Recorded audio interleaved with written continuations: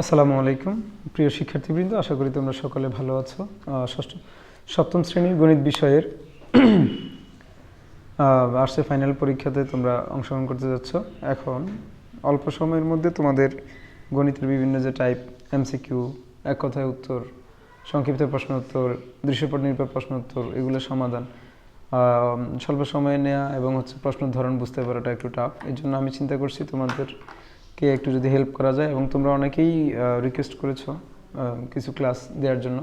তো এই প্রেক্ষিতে আমি চেষ্টা করছি দেশের জনপ্রিয় সহায়ক বইয়ের স্পেশাল মডেল টেস্টের কিছু প্রশ্ন সমাধান করে দেওয়ার জন্য। তো আজকে আমরা শুরু করছি একটি জনপ্রিয় বইয়ের স্পেশাল মডেল টেস্ট 1।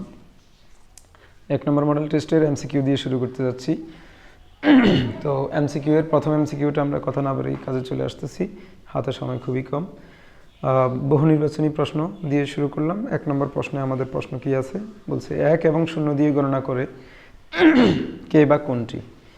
তো 1 এবং 0 দিয়ে গণনা করে আমরা জানি বাইনারি ডিজিট 1 এবং 0, বাইনারি ডিজিট দুটি, একটি 1 এবং অন্যটি 0। এই দুটি ডিজিট দিয়ে কে কাজ করে? এটা দিয়ে কম্পিউটার কাজ করে, এটা দিয়ে প্রোগ্রাম কাজ করে, অর্থাৎ ইলেকট্রনিক্স ডিভাইস। তো এর মধ্যে কোনটি পড়ে? যেটা ইলেকট্রনিক্স ডিভাইসের মধ্যে যেমন রোবট পড়ে, তাই না? রোবট হচ্ছে আমাদের অ্যান্সার। প্রশ্ন নম্বর 2-এর অপশন গ রোবট অ্যান্সার। প্রশ্ন নম্বর 2-এ বলছে একটি হাত দিয়ে সর্বোচ্চ কত বিট বাইনারি গণনা সম্ভব। তোমার একটি হাতে মোট কয়টি আঙ্গুল রয়েছে? তোমার একটি হাতে নিশ্চয়ই 5টি আঙ্গুল রয়েছে। তো প্রতিটি আঙ্গুল একটি বিট করে হিসেব করলে আমরা সর্বোচ্চ 5টি বিট গণনা করতে পারবো। অপশন গ is the answer. Question number 3-তে কি বলছে? গোলাকার আবদ্ধ বক্ররেখাকে কি বলে? গোলাকার আবদ্ধ বক্ররেখা। তো তোমরা একটা বিষয় জানো, সরল রেখা সরল দিকে গমন করে। আর এই সরল গোলাকার আবদ্ধ বক্ররেখা যদি আমরা এটাকে ঘুরাই, অসংখ্য বিন্দু সমন্বয় করে আমরা যদি ঘুরাই, তাহলে সেটা একটা বৃত্তাকার আকৃতি ধারণ করে, তাই না? তাহলে গোলাকার আবদ্ধ বক্ররেখাকে বলে বৃত্ত। অপশন ক। আচ্ছা, প্রশ্ন নং 4-এ বলছে বৃত্তের পরিধি সি এবং ব্যাস ডি হলে নিচের কোনটি সঠিক। তো এখানে একটা বিষয় একটু বলি। আমরা বৃত্তের ক্ষেত্রে একটা বিষয় আমাদের খুব ভালোভাবে জানতে হবে। বৃত্তের পরিধি এবং একই বৃত্তের ব্যাস, এটা কি আমি অনুপাত আকারে লিখছি। বৃত্তের পরিধি এবং ব্যাসের অনুপাতকে বলা হচ্ছে পাই। পাইয়ের মান আমরা জানি, পাই সমান 3.1416। এটা অ্যাপ্রক্সিমেট ভ্যালু, আংশিক। তো তাহলে আমরা কি দেখলাম? আমরা দেখলাম একই বৃত্তের পরিধি এবং বৃত্তের ব্যাসের অনুপাত কি পাই। তাহলে আমাদের পরিধি যদি কি হয়, পরিধি যদি সি হয়, তাহলে পরবর্তী লাইনে কি আসবে? পরিধি সি হলে পরবর্তী লাইনে আসবে পরিধি জায়গায় সি, ব্যাসের জায়গায় আসবে ডি, সমান সমান আমরা পাবো পাই। তাহলে এই অপশনটা কোথায় আছে আমরা দেখি। এই অপশনটা আছে আমাদের বইয়ের C/D পাই গ অপশনে। তাহলে অ্যান্সার কি গ। 5 নম্বর কোশ্চেনে বলছে নিচের কোনটি আয়তক্ষেত্রের ক্ষেত্রফল নির্ণয়ের সূত্র? কোনটি আয়তক্ষেত্রের ক্ষেত্রফল নির্ণয়ের সূত্র? তো আয়তক্ষেত্রের ক্ষেত্রফল নির্ণয়ের সূত্র তো তোমাদের খুব ভালোভাবে জানা উচিত।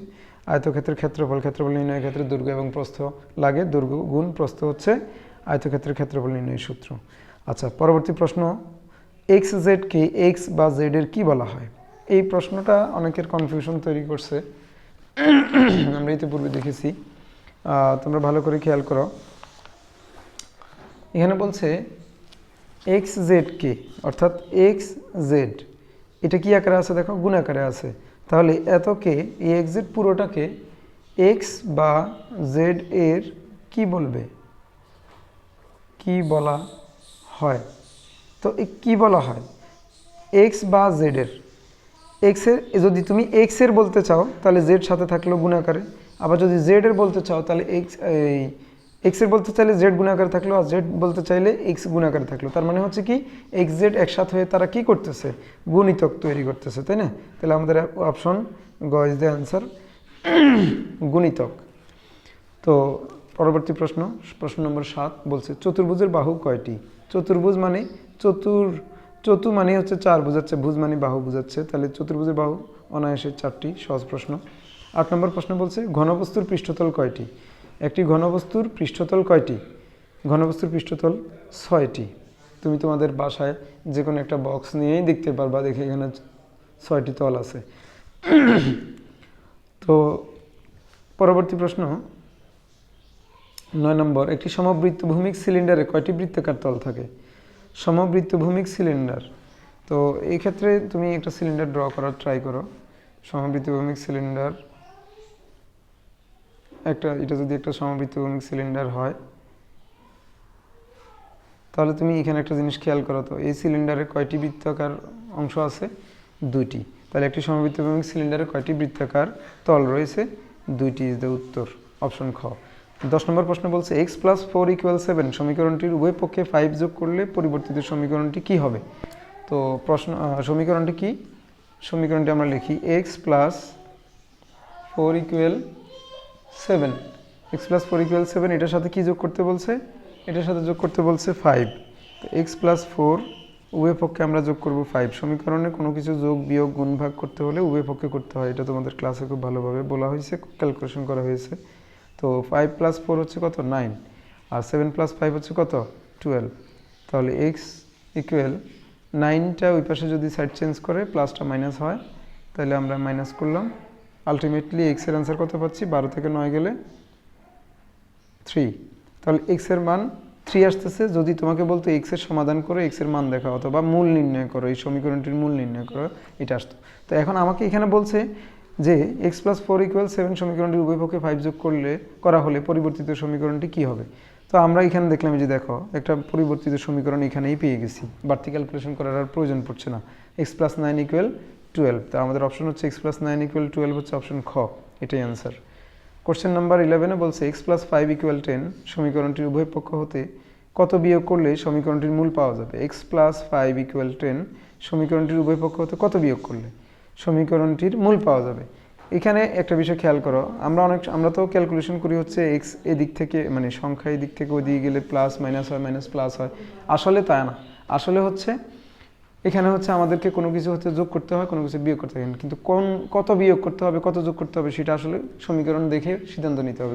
যেমন এখানে আছে x+5, আমাদের দরকার x এর মান, তাহলে আমরা এক্সটা যদি রাখতে চাই, +5 আছে যেহেতু, -5 যদি নেই উভয় পক্ষে, তাহলে +5 আর -5 0 হয়ে যায়।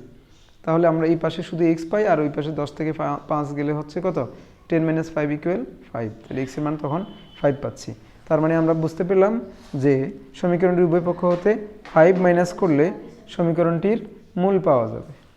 পরবর্তী প্রশ্ন নম্বর 12, এখানে কি বলছে? প্রশ্ন নম্বর 12, 300 × h = 9000 সমীকরণটির সমাধান নিচের কোনটি? তো এই প্রশ্নটার সমাধান তাহলে আমরা কীভাবে করতে পারি? দেখো, আমাদেরকে বলছে 300, কোশ্চেনে বলছে কি? কোশ্চেনে বলছে 300 × h সমান হচ্ছে 9000। তো এই সমীকরণ থেকে আমাদের কি বলছে? সমাধান মানে হচ্ছে চলকের মান নির্ণয়, তাই না? তো এখানে h হচ্ছে চলক, যেটা আননোন। তাহলে আমরা ক্যালকুলেশন করে ফেলি, কত আসে দেখো, h এর মান কত আসে? 30 আসে, h এর মান 30। তাহলে h = 30 হচ্ছে আমাদের কি সমীকরণটির সমাধান, অপশন গ। 13 নম্বর প্রশ্নে বলছে নিচের কোনটি সংখ্যায় প্রকাশ করা যায় না? মূল্য কত টাকা দিয়ে কিনলে সংখ্যায় প্রকাশ করা যাবে, উচ্চতা কত মিটার বা সেন্টিমিটার সেটা প্রকাশ করা যাবে, ওজন কত কেজি সেটা প্রকাশ করা যাবে, কিন্তু মেধাকে তুমি সংখ্যায় প্রকাশ করা যাবে না। মেধাকে তুমি সংখ্যায় প্রকাশ করা যাবে না, এবং এটা চলকও নয়। কারণ হচ্ছে মেধা তোমার বৃদ্ধিপ্রাপ্ত হতে পারে, কমতে পারে, তুমি তোমার প্রচেষ্টার উপর নির্ভর করবে মেধা কমবে বা বাড়বে। যারা যেমন অনেকেই আছো ম্যাথ করো না, ম্যাথকে ভয় পাও এবং বলো যে আমার মেধা নাই, আমার ম্যাথের মেধা কম, বিষয়টা ভুল। তুমি যদি চেষ্টা করো, একটা জিনিস বারবার করো, অটোমেটিক্যালি তোমাদের মেধা তৈরি হবে। তোমরা নিশ্চয়ই খেয়াল করেছো, ক্লাসে যারা অমনোযোগী থাকে আমি মাঝে মাঝে তাদেরকে দিয়ে প্রশ্ন পড়াই, এবং প্রশ্ন একটা না পড়তে বলি, বারবার পড়তে পড়তে দেখা যায় তখন তারা বই রেখে মুখস্থ পড়তে থাকে। তার মানে হচ্ছে কি, তাদের প্রশ্ন মুখস্থই হয়ে গেছে। তো এটা কি, এটা মেধার দ্বারা হয়েছে না? তারা কিন্তু নিজেরা বিশ্বাস করে হচ্ছে যে ম্যাথ পারে না, তাদের মেধা নাই, কিন্তু তারা মেধার কারণেই মুখস্থ করতে পারছে। তাহলে সংখ্যা প্রকাশ করা যাবে না, মেধা। ওকে, প্রশ্ন নম্বর 14 কি? কোন তথ্যের দ্বারা পরিমাপ করা যায় না? কোন তথ্যের দ্বারা পরিমাণ পরিমাপ করতে হলে আমাদের তথ্য বিচ্ছিন্ন অবিচ্ছিন্ন বা সংখ্যাসূচক হতে হবে, কিন্তু গুণগত তথ্য দিয়ে আমরা পরিমাপ করতে পারবো না। পরিমাপ করতে পারবো না। গুণগত তথ্য দিয়ে আমরা ওই যে কোনো জিনিসের গুণগত দিক ভালো মন্দ বিচার করতে পারবো। 15 নম্বর প্রশ্নে বলছে রফিকের উচ্চতা 4.5 ফুট, পরিসংখ্যানের ভাষায় 4.5কে তুমি কি বলবে? রফিক একটি লোকের নাম বা একটি ছাত্রের নাম, তাহলে রফিক নাম এটা একটি তথ্য। রফিক কে? রফিক একটি ছাত্র। রফিক কোন ক্লাসে পড়ে? 7ম শ্রেণীতে পড়ে। এটা একটি কি? তথ্য। আর যখনই আমরা রফিকের কোনো কিছু যেমন উচ্চতা সংখ্যায় প্রকাশ করে ফেলছি, তখন সেটা তথ্য থেকে হয়ে যায় উপাত্ত। তাহলে যে তথ্য গাণিতিক সংখ্যা পদ্ধতির মাধ্যমে প্রকাশ করা হয় তাকে কি বলে? উপাত্ত বলে। তাহলে রফিকের উচ্চতা 4.5 ফুট, পরিসংখ্যানের ভাষায় 4.5কে কি বলে? উপাত্ত বলে। তো আমাদের 1 থেকে 15 নম্বর এমসিকিউ এখানে এতটুকু পর্যন্ত। এখন আছে হচ্ছে এক কথায় উত্তর। আমরা এক কথায় উত্তরটা এখানে করে ফেলার চেষ্টা করতেছি।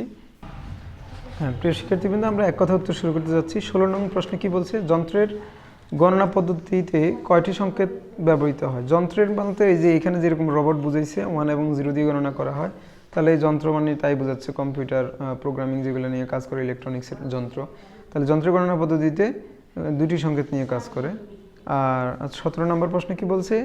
17 নম্বর প্রশ্নে বলছে ab মাইনাস বি স্কোয়ার আর হচ্ছে a square B plus B গসাগু কত?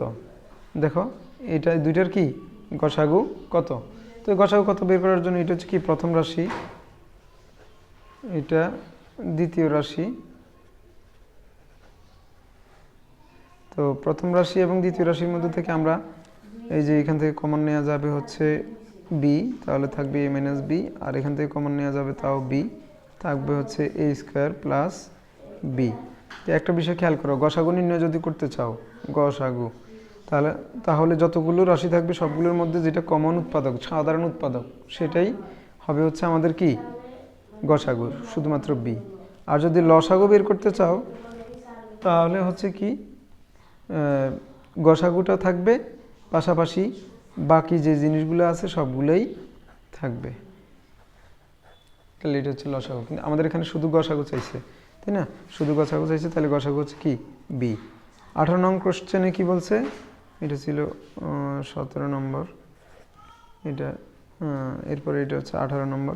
18 নম্বর প্রশ্নে বলছে হচ্ছে যে বক্ররেখাটি বৃত্তকে আবদ্ধ করে রাখে তাকে কি বলে? অর্থাৎ এইটা একটা যদি বৃত্ত হয়, এটা যদি একটা বৃত্ত হয় ধরে নাও, তো এই বৃত্তকে এই যে দাগটা এইভাবে আবদ্ধ করে রাখতেছে, এই দাগটাকে আমরা কি জানি? পরিধি জানি। আমরা কি জানি? পরিধি। তাহলে যে বক্ররেখাটি বৃত্তকে আবদ্ধ করে রাখে তাকে পরিধি বলে। পরিধি। বৃত্তের পরিধির সূত্র জানো তো, তাই না? বৃত্তের পরিধির সূত্র 2 পাই আর হচ্ছে ব্যাসার্ধ। আচ্ছা, 19 নম্বর প্রশ্নে কি বলছে? 19 নম্বর প্রশ্নে বলছে সামান্তরিকের ক্ষেত্রফল। সামান্তরিকের ক্ষেত্রফল নির্ণয়ের সূত্র কোনটি? সামান্তরিকের ক্ষেত্রফল আমি বইতে লিখে দিচ্ছি। সামান্তরিকের ক্ষেত্রফল নির্ণয়ের সূত্র, বইতে জায়গা নেই। ক্ষেত্রফল নির্ণয়ের সূত্র কি? ভূমি গুণ উচ্চতা। আর সামান্তরিকের ক্ষেত্রফল হচ্ছে ভূমি গুণ উচ্চতা বর্গ একক। ঠিক আছে? তো সামান্তরিকের ক্ষেত্রফল হচ্ছে কি? ভূমি গুণ উচ্চতা। তো 19 নম্বর প্রশ্নের উত্তর শেষ। এরপর 20 নম্বর বলছে ত্রিভুজ কয়টি রেখাংশ দ্বারা সীমাবদ্ধ? চিত্র। ত্রিভুজ কয়টি রেখাংশ দ্বারা? এই যে 1টি 2টি 3টি, তাহলে এটা একটা ত্রিভুজ হয়ে গেল, তাই না? এই ত্রিভুজ হচ্ছে 3টি রেখাংশ দ্বারা সীমাবদ্ধ চিত্র। 21 হচ্ছে পাইপের আকৃতি কেমন? পাইপের আকৃতি হচ্ছে বেলন আকৃতি অথবা ইংলিশে সিলিন্ডার আকৃতি। এটা হচ্ছে কি? পাইপের আকৃতি।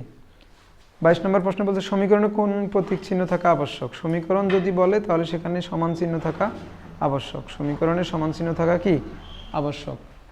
পরবর্তী প্রশ্ন 23, এইখানে একটা সমীকরণ দিয়ে x এর মান কত, অর্থাৎ সমাধান চাইছে।